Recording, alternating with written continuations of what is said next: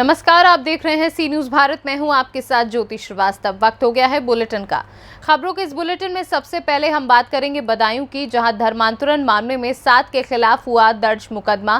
साथ ही आपको बताएंगे कैसे लातेहार जिला में बरवाडीह में धूमधाम से मनाई गई रामनवमी की पूजा। इसके साथ ही आगे बढ़ेंगे और जानेंगे कहां दबंगों ने घर में घुसकर लड़की के साथ की छेड़खानी। इन तमाम खबरों पर विस्तार से करेंगे चर्चा।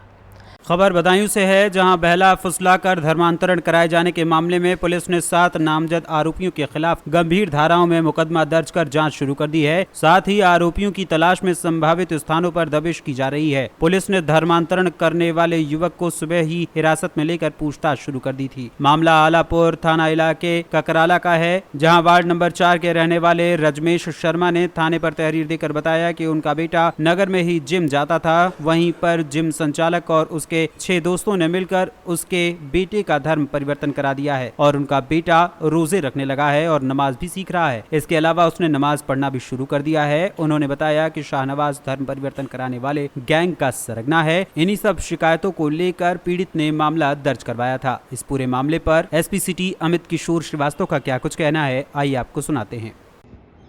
थाना आलापुर अंतर्गत कस्बा ककराला के रहने वाले रजनीश शर्मा ने थाने पे आकर एक तहरीर दिया, जिसमें उनके द्वारा बताया गया कि उनके पुत्र को कस्बा ककराला के रहने वाले शाहनवाज आदि कुल 8 व्यक्तियों द्वारा भाला फुसलाकर धर्म परिवर्तन करा दिया गया है। इस संबंध में जैसे ही तहरीर थाने को प्राप्त हुई, थाने पे मुकदमा पंजीकृत कर लिया गया है तथा आगे की वैधानिक कार्रवाई प्रारंभ कर दी गई है। बदायूं से सी न्यूज संवाददाता ओमवीर सिंह की रिपोर्ट। झारखंड के लातेहार जिले के बरवाडीह में रामनवमी पूजा धूमधाम से मनाई गई। पहाड़ी हनुमान मंदिर के अलावा पंचमुखी शिव मंदिर, भवनडीह, चमरडीहा, खुरा समेत अन्य देवी मंदिरों में सुबह से ही पूजा के लिए श्रद्धालुओं का तांता लगा रहा। रामनवमी पूजा पर उन मंदिरों के अलावा बस स्टैंड, बाजार में अन्य जगहों पर 12 से 24 घंटे का अखंड संकीर्तन के साथ समापन हुआ। साथ ही पहाड़ी मंदिर में मेले का आयोजन भी किया गया था। पहाड़ी हनुमान मंदिर में पूजा करने वाले भारी संख्या में आए श्रद्धालुओं ने मेले में पूजन सामग्री की खरीदारी व शाम में शोभा यात्रा निकाली। शोभा यात्रा में विभिन्न चौक चौराहा होते हुए महावीर चौक बस स्टैंड पर ये यात्रा पहुंची। इसमें राम, सीता, हनुमान की झांकी शोभा यात्रा में शामिल हुई। इस दौरान जय श्री राम के नारे पूरे प्रखंड क्षेत्र में गुंजायमान होते रहे। उधर एसडीपीओ दिलू लोहरा, प्रखंड विकास पदाधिकारी राकेश सहाय, सर्किल इंस्पेक्टर अनिल उरांव, थाना प्रभारी श्रीनिवास सिंह पुलिस बल के साथ रामनवमी पूजा और शोभा यात्रा में शांति व्यवस्था बनाए रखने के लिए ड्रोन और सीसीटीवी कैमरे की मदद से निगरानी रखते रहे और सौहार्दपूर्ण वातावरण में रामनवमी की पूजा संपन्न हुई। लातेहार झारखंड से सी न्यूज संवाददाता मोहम्मद अरबाज की रिपोर्ट। खबर उत्तर प्रदेश की राजधानी लखनऊ से है, जहां लखनऊ पुलिस कमिश्नरेट निगुहा थाना क्षेत्र पुरहिया गांव में दबंगों ने चंद्र प्रकाश तिवारी के घर में घुसकर लड़कियों के साथ मारपीट की और छेड़खानी भी की। पुलिस ने हल्की धाराओं में मुकदमा दर्ज कर लिया। निगुहा पुलिस की मेहरबानी एक परिवार के लिए परेशानी का सबब बन गई है। हमारा नाम पंडित चंद्र प्रकाश तिवारी। क्या मामला है? मामला था, हमारे घर में 7-8 लोग घुस करके हमारे घर की लड़कियों को ऊपर और औरतों को मारा पीटा। जब हम और हमारा लड़का आया तो लड़कियों को ऊपर फरसा से वार किया, हमारा दांत तोड़ दिया। और जब हम थाने गए तो दरोगा जी स्वयं बैठ करके जो है दलाल से लिखवाई है रिपोर्ट और हमसे दस्तखत करा ली। हमारा दिमाग सही नहीं था। कौन सी संख्या क्या है आप? जी, मुकदमा संख्या क्या है आपका? 35 2023।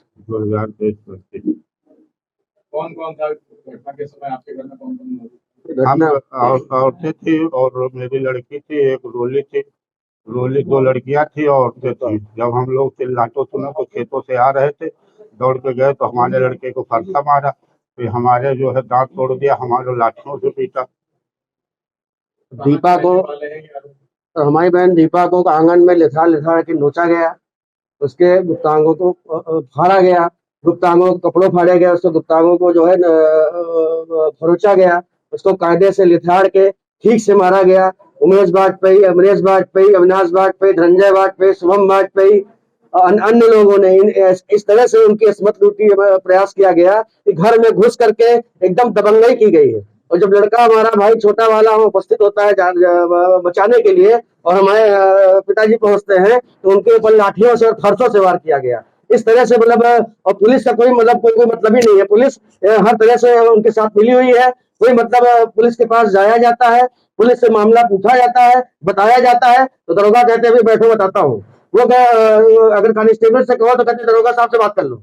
ये इस तरीके से। और एसआई साहब से बात की जाती है, सुबह 9 बजे से बैठाते हैं, 12-1 बजे तक वो लोग बैठाए रहते हैं। माननीय न्यायालय से जो है हम लोगों को थोड़ी मिली है, लेकिन पुलिस द्वारा कोई कार्रवाई नहीं की जा रही है। ये मेरा निवेदन है।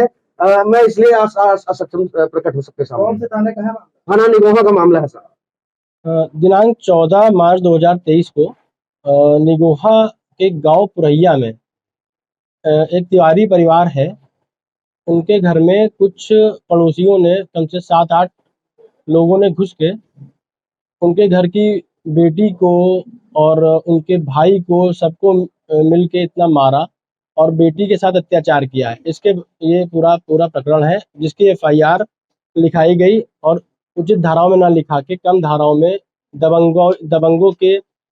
दबंगई के चलते हुए एफआईआर उचित धाराओं में नहीं लिखी गई और पुलिस के द्वारा और ना अभी तक कोई कार्रवाई हुई है, ना ही अभी तक कोई गिरफ्तारी हुई है प्रकरण में। आगे क्या अभी आप लोगों ने बताया कि इसमें धाराएं बढ़ाई गई, क्या बढ़ाई गई कोर्ट के माध्यम से? पूरा मामला ये है कि लड़की जो चंद्र प्रकाश तिवारी जी की बेटी है वो अपने घर में काम कर रही थी लगभग 5 बजे करीब 14 तारीख को। तो 7-8 लोग जो है पड़ोस में रहने वाले वो इनके घर में घुस गए और लड़की को पकड़ के 7-8 लोगों ने पकड़ के उसका जिस प्रकार चीरहरण किया जाता है वो चीरहरण किया गया उसका। कुछ लोगों ने उसके पैर पकड़े, कुछ लोगों ने बाल पकड़े, पूरे आंगन में फिरा, गलत जगह पे हाथ लगाया, सारी चीजें करी, मतलब बलात्कार करने की स्थिति आ गई। लखनऊ से सी न्यूज़ संवाददाता हरिशंकर गुप्ता की रिपोर्ट। खबर प्रतापगढ़ से है, जहां 1 साल से मुकदमा पंजीकृत कराने के बावजूद भी गोल गोल चक्कर कटा रही है यूपी पुलिस, जिसके बाद पीड़ित धीरज कुमार का आरोप है कि रिश्तेदार के यहां से अज्ञात चोरों ने उसकी बाइक चुरा ली, जिसके संबंध में थाना आसपुर देवसरा को प्रार्थना पत्र भी दिया गया, लेकिन अभी तक कोई कार्रवाई नहीं की गई है। पीड़ित ने यह भी बताया कि 8 माह बीत जाने के बाद भी थाना आसपुर देवसरा के अंतर्गत पुलिस चौकी सैफाबाद से चौकी इंचार्ज ने फोन करके बताया कि आपकी गाड़ी मिल गई है, वो बक्सा थाने में पकड़ी गई है, जिसकी रिकॉर्डिंग धीरज कुमार के मोबाइल में मौजूद है। यूपी पुलिस आपस में चोरी हुई बाइक की कुछ अलग ही खेल खेल रही है। पीड़ित का कहना है कि अज्ञात कारणों से चोरी हुई बाइक से कोई अप्रिय घटना घटती है तो उसका जिम्मेदार प्रशासन ही होगा। हाँ सर, जिले में बात कर रहे हैं। हेलो, हाँ अरे अरुण। हाँ भाई, तो एक बता दल की गाड़ी जब आगे वकील साहब गाड़ी हमारे जब ये नहीं बताए थे हम, ये कुछ बताए थे इसको ना। हाँ। कि वहाँ से पूछा जा रहा है, फिर पता लगाते हुए पहुँच गया वहाँ ना। तो गाड़िया जैसे चोरी किया ना तो चलान हो रहा था, तो हम पूछे कि साला प्रतापगढ़ की गाड़ी चलान हो गई, ये है तो वही सोचे ना, तो ना। वही हम उसको बताए थे, वहाँ पूछा जा रहा था। हाँ, देखते हैं जब हो जाएगा तो इसको बता देंगे। थोड़ा आश्वस्त कर दीजिए। हाँ, क्योंकि लोकल में घूमा था तो मिल जाएंगे, हमको लग रहा है। ठीक, इसको थोड़ा आश्वस्त कर दीजिए। ऐसा बेटा ना, ये चलान हो गई। नाम है आपका? धीरज कुमार। धीरज कुमार जी। कहाँ घर है? घरैया। जी। थाना आसपुर देवसरा। पिता का नाम? श्यामलाल। क्या घटना आपके साथ घटी, क्या है पूरा मामला, आप बताइए। मेरी गाड़ी थी जी, जो मेरे भाभी के नाम पे थी जी। वो गाड़ी हम उदय शाहपुर गाँव में लेके गए थे, वहाँ तिलक कार्यक्रम था जी, मेरे रिश्तेदार का था जी, वहाँ पे गए, वहाँ गाड़ी खड़ी के तिलक में थे। इसके जी। आने के बाद गाड़ी जब लेने गए तो वहाँ से गाड़ी नहीं थी। जी। भाभी का क्या नाम है? उषा देवी। उषा देवी, उन्हीं के नाम गाड़ी है? जी, उन्हीं तो का। उसके बाद क्या हुआ? उसके बाद हम रात को 100 नंबर फ़ोन किए, उसके बाद आए, वहाँ पे देखा गया, पता किया गया, नहीं मिला।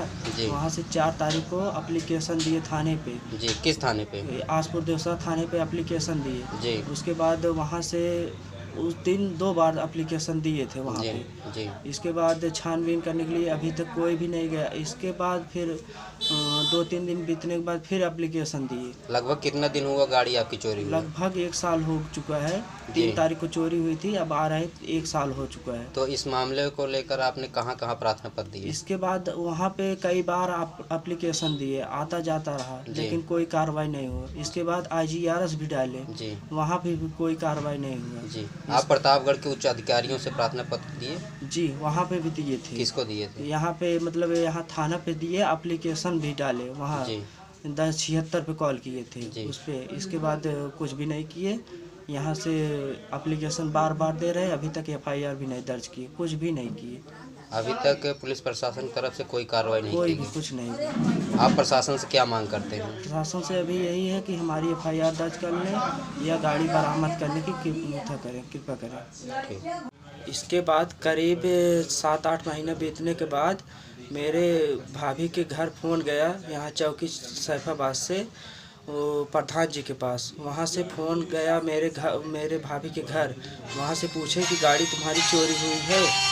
इसके बाद वो लोग बोले हाँ गाड़ी चोरी हुई है। वहाँ से मेरा नंबर वो लोग उनको प्रधान जी को दिए, और प्रधान जी वहाँ सैफाबाद चौकी को मेरा नंबर दिए अरुण जी को। वो अरुण जी मेरे पास फ़ोन किए। इसके बाद हमसे पूछताछ किए, बोले कि आपकी गाड़ी चोरी हुई है। हम कहे सर हाँ। तो इसके बाद बोले कब, पूरा मतलब जानकारी लेने के बाद बोले कि गाड़ी आपकी पकड़ी गई है, जी। बक्सा थाने पे खड़ी है। आपका नंबर बक्सा थाने पे SO सर को दे रहे हैं, वो आपसे बात कर लेंगे। इसके बाद उसके भियान में उनको फ़ोन किए हम उनके पास, अरुण जी के पास। वो बोले कि अभी गाड़ी छानबीन चालू है, हम फ़ोन करेंगे। इससे करते करते हम उनसे 1 हफ्ते में कई बार उनसे बात करते करते कई दिन बीत गए, 20 दिन बीत गए। हम 11 तारीख को थाने पे गए। थाने पे बोले कि SO सर बोले कि आपको कौन बताया? हमने कहा इसी नंबर से फ़ोन आया था, यही बोले। इसके बाद SO सर बोले कि हमसे बात कराओ। मेरे फ़ोन से उन्होंने बात किया, जो कि मेरे फ़ोन में रिकॉर्डिंग था। वहाँ बात करने के बाद हमसे बोले कि गाड़ी चालान हो गई है। चालान हो गए, वो चालान करके छोड़ दिए। इसके बाद हम घर आए तो उसमें हम अपने फ़ोन में रिकॉर्डिंग चेक किए। उसमें ये बोले हैं कि इसको कौन बताया, गाड़ी चोरी की थी, चालान हो रही थी। हम सोचे कि प्रतापगढ़ की गाड़ी चालान हो गई, हम इसलिए पता कर रहे थे। जी। और देखते हैं इसी लोकल में टहल रहे हैं, हमको लगता है मिल जाएगा, यही बोले हैं। इसके बाद ये मेरे पास रिकॉर्डिंग है, इससे ये लोग गाड़ी पकड़ने के बाद भी छोड़ दिए। जी। अगर आपकी गाड़ी नहीं मिलती है और आपके प्रार्थना पत्र के मुताबिक FIR मुकदमे पंजीकृत नहीं होता है, तो आप क्या कहना चाहते हैं प्रशासन से? प्रशासन से यही कहना चाहते हैं कि हमारी गाड़ी पकड़ी जाने के बाद भी छूट गई, अब उससे कोई भी मतलब कोई भी घटना घटती है जी। तो उसकी वो जिम्मेदारी वो प्रशासन की होगी। क्योंकि हमको सूचना देने के बाद भी वो अभी तक गाड़ी बरामद नहीं किए, और ना ही FIR अभी लिखा गया है। 17 तारीख को फिर हम जा रहे हैं, फिर 17 तारीख को गए वहाँ पे जी। वहाँ बोले कि FIR कॉपी दो, तब हम सोचेंगे जी। इसके बाद हम तब गए नहीं। यहाँ पे जौनपुर में एप्लीकेशन दी, इसके बाद अभी तक कोई कार्य नहीं हुआ है उसमें। ठीक। प्रतापगढ़ से सीनियर संवाददाता प्रमोद कुमार की रिपोर्ट। खबर मध्य प्रदेश के शहडोल से है, जहां मुख्यमंत्री कन्या विवाह योजना के अंतर्गत कुल 223 जोड़ों का पंजीयन किया गया था, जिसमें से 198 जोड़े परिणय सूत्र में बंधे, जिसमें 195 जोड़ों का विवाह एवं 3 जोड़ों का निकाह संपन्न हुआ, जिसमें एक दिव्यांग जोड़ा भी शामिल रहा। आपको बता दें कि धनपुरी में आयोजित कार्यक्रम में जनपद पंचायत बुढ़ार, नगर पालिका धनपुरी, नगर परिषद बुढ़ार एवं नगर परिषद बकहो के हितग्राही शामिल रहे। आयोजन के दौरान जैतपुर विधायक मनीषा सिंह, जयसिंह नगर विधायक जय सिंह मरावी, नपा अध्यक्ष रविंदर कौर छाबड़ा, शालिनी सरावगी के अलावा कई जनप्रतिनिधि मौजूद रहे। योजना के तहत सभी जोड़ों को मुख्यमंत्री की ओर से 11,000 रुपए का चेक सहित कुल 55,000 रुपए का उपहार दिया गया। कार्यक्रम के दौरान एक बड़ा हादसा टल गया। अचानक मौसम ने अपना मिजाज बदल लिया और तेज हवा के साथ झमाझम बारिश होने लगी। तेज हवाओं के कारण टेंट उड़ने लगा, पर्दे फट गए, कई पाइप भी टूट गए। इस घटना में एक महिला घायल हो गई, जिसे उपचार के लिए बुढ़ार अस्पताल में भर्ती कराया गया, जहां महिला की स्थिति सामान्य बताई जा रही है। वहीं इस आयोजन के संदर्भ में विधायक जैतपुर मनीषा सिंह का क्या कुछ कहना है, आइए आपको सुनाते हैं। आज हमारे जैतपुर विधानसभा का यह मुख्यमंत्री सामूहिक कन्या विवाह योजना के अंतर्गत यह धनपुरी नगर पालिका के इंडोर स्टेडियम में सामूहिक विवाह का कार्यक्रम था और यहाँ पर रजिस्ट्रेशन 223 लोगों का हुआ है, 223 जोड़ों का हुआ है, जिसका आज यह सामूहिक विवाह का कार्यक्रम हो रहा है। माननीय मुख्यमंत्री जी की इस सामूहिक कन्या विवाह योजना में 55,000 की राशि इस एक वर वधू के जोड़े के लिए है और निश्चित इस 55,000 के इस मुख्यमंत्री कन्या विवाह योजना की राशि से निश्चित हर एक जोड़े को बहुत सारे गृहस्थी के सामग्री भी मिले हैं, गृहस्थी की सामग्रियां हैं और उन्हें जो भी चांदी के जो सामान हैं, पायल, बिछिया, मंगलसूत्र और इसके बाद उन्हें गृहस्थी के सामान भी मिलेंगे इस तरह से और उन्हें 11,000 का चेक भी मिलेगा और उन्हें यहाँ पर खाने की व्यवस्था भी है। इस तरह से हमने बहुत अच्छे तरीके से इस आज जैसे ही हमारी बारात दूल्हों की निकली वैसे ही हम लोग जैसे पहुँचे, मतलब अचानक पानी आ गया और वैसे मौसम तो ठीक था, सुबह से मौसम अच्छा था, लेकिन पता नहीं अचानक यह मौसम ख़राब हुआ और टेंट वगैरह लगा हुआ है, बहुत बड़ा आयोजन है, टेंट वगैरह भी लगे हुए हैं और तूफ़ानी बारिश थी और इस कारण जो है टेंट इधर उधर से गिरने लगा और वैसे तो सारे लोग बाहर हो गए थे टेंट से बाहर, लेकिन पता नहीं कैसे किसी को मतलब एक महिला को चोट लगी है तो उसका इलाज वगैरह हम लोगों ने कराया है और भी उसका ट्रीटमेंट होगा। शहडोल मध्य प्रदेश से सी न्यूज संवाददाता रजनीश शर्मा की रिपोर्ट। खबर झारखंड से है, जहां बालूमाथ प्रखंड अंतर्गत एशिया की सबसे बड़ी कोल परियोजना मगध ने पिछले साल की तुलना में इस साल 365 दिनों में 41 लाख टन अधिक कोयला उत्पादन किया है, जबकि निर्धारित लक्ष्य से 16 लाख टन अधिक कोयले की उत्पादन कर सीसीएल ने इतिहास रच दिया। कोल इंडिया से लगातार 2 बार अवार्ड लेने वाले महाप्रबंधक के सिन्हा और पीओ नृपेंद्र नाथ की जुगल जोड़ी ने विपरीत स्थितियों में पिछले 365 दिनों में 156 लाख टन कोयले की उत्पादन कर एक अलग रिकॉर्ड बनाया। बताया जा रहा है कि पिछले 8 सालों में मार्च माह में एक दिन में 110 लाख टन कोयला उत्पादन का रिकॉर्ड बना है, जबकि मार्च माह में औसतन 83,000 टन कोयले के उत्पादन किए गए हैं। साल 2021-22 में मगध ने निर्धारित लक्ष्य 115 लाख टन कोयले की उत्पादन किया था। इधर सीसीएल सूत्रों के मुताबिक उत्पादित कोयले के डिस्पैच के मामले में भी पिछले साल 30 लाख टन अधिक कोयला बेचा गया। साल 2022-23 में मगध ने 151 टन कोयला डिस्पैच कर देश को रोशन किया, जबकि पिछले साल 120 लाख टन कोयले की बिक्री हुई। बालूमाथ झारखंड से सी न्यूज संवाददाता मोहम्मद अरबाज की रिपोर्ट। खबर बुलंदशहर से है, जहां आज दोपहर में अचानक ब्लास्ट हो गया। बुलंदशहर केमिकल सप्लाई के ऑथराइज्ड डीलर की ब्लास्ट वाली केमिकल फैक्ट्री थी, जहां ये ब्लास्ट हुआ। ब्लास्ट के बाद केमिकल डीलर राजकुमार फरार है। पुलिस ने राजकुमार के भाई प्रमोद को गिरफ्तार कर लिया है। घटनास्थल पर मिले अमेजॉन के रैपर पर लिखे जीएसटी नंबर से फैक्ट्री के मालिक की पहचान हुई। राजकुमार की गिरफ्तारी को लेकर पुलिस टीम जगह जगह छापेमारी कर रही है। डीएम ने ब्लास्ट की जाँच के लिए एसआईटी का गठन किया है। एसआईटी में सिटी मजिस्ट्रेट, एडीएम और सीएफओ शामिल होंगे। निकल के सामने आई है। ये बुलंदशहर के एक परिवार हैं जिनका यहाँ घर किराए पर लेकर के काम करते थे। उनके 3 भाई थे, उनमें से एक की आज विस्फोट में डेथ हुई है, विनोद नाम है, और उसके साथ 3 और बॉडीज मिली हैं। अभी कई जगह उनके अंग इधर उधर थे, वो सब हम लोग कलेक्ट करके हॉस्पिटल भेजे हैं और फॉरेंसिक टीम लगी हुई है। क्या केमिकल था या सिलेंडर से विस्फोट हुआ था, ये जांच अभी चल रही है, वो बता दें, बाद में हम आपको बता देंगे। जो रेस्क्यू ऑपरेशन था वो आपने स्वयं देख लिया, पूरा कर लिया गया। अब किसी की ना तो डेड बॉडी है, ना कोई ऐसी चीज़ मिली है, ना ऐसा कोई संदिग्ध चीज़ मिली है जिससे कोई अदरवाइज हम लोग शक करें। ये यहाँ या तो बैटरी गलाने का काम हो रहा था या इस टाइप का कोई काम हो रहा था, वो अभी जांच में पता चल जाएगा एक आध घंटे में। प्लॉटिंग किसकी है सर? ये ज़्यादा महत्वपूर्ण नहीं है। ये मिस्टर सतीश हैं जिनका घर था और उस घर को किराए पर एक परिवार ने ले रखा था, जिसमें विनोद नाम के व्यक्ति जो यहाँ काम करते थे, उनकी मृत्यु हुई है। सर टोटल कितनी मृत्यु हुई है? अभी तक हम लोगों को जो आए थे 4 डेड बॉडी रिकवर हुई थी, लेकिन डेड बॉडी चूंकि विस्फोट हुआ था इधर उधर छत विच्छत अवस्था में थी। अभी हम लोगों ने उसको इकट्ठा हॉस्पिटल भेजा है। हॉस्पिटल में अभी हमने सीएमओ साहब से कहा है कि उसको तस्दीक कर लीजिए कि कितनी डेड बॉडी है, उसके बाद बता पाएंगे। 4 हम पुष्ट कर रहे हैं। बुलंदशहर से सी न्यूज संवाददाता नितिन सिंह राजपूत की रिपोर्ट।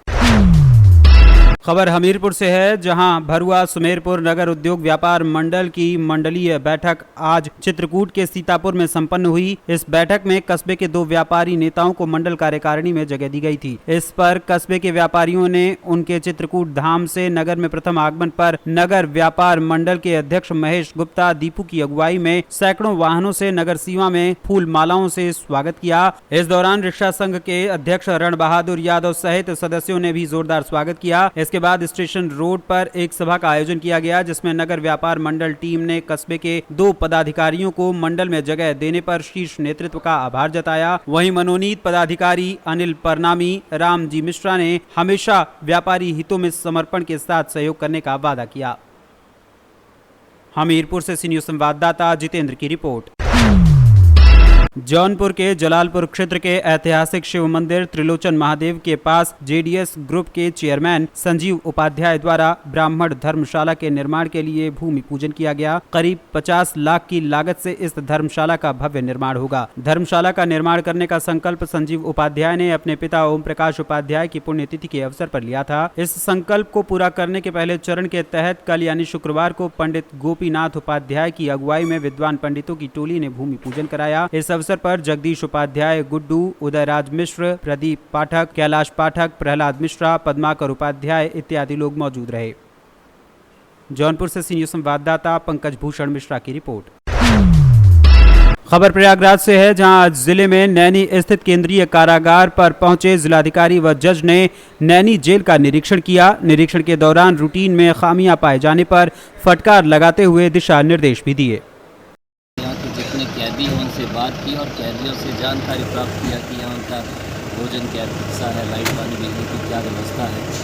तो यहाँ की सुविधाओं के बारे में किसी भी कैदी के द्वारा कोई शिकायत नहीं की गई है। भोजन के लिए हम लोगों ने ज़रूर कहा है कि भोजन रोटी वगैरह का अच्छे से पकाएं, दाल चावल और अच्छी क्वालिटी का दें। और इसके अलावा एक आध जगह से जो फ़ोन नंबर के वेरिफिकेशन का वो प्रॉब्लम आया, तो हमने इनको बताया है जो जेल अधीक्षक है कि वेरिफिकेशन जल्दी करा के जो कैदी है वो अपने घर वालों जो बात करना चाहते हैं तो उसको सुनिश्चित कराएं। बाकी चीज़ें ठीक रहेंगी। Thank you. प्रयागराज से सी न्यूज़ संवाददाता मंगला प्रसाद पटेल की रिपोर्ट। फिलहाल इस बुलेटिन में बस इतना ही। देश दुनिया की बाकी खबरों के लिए आप देखते रहिए सी न्यूज़ भारत।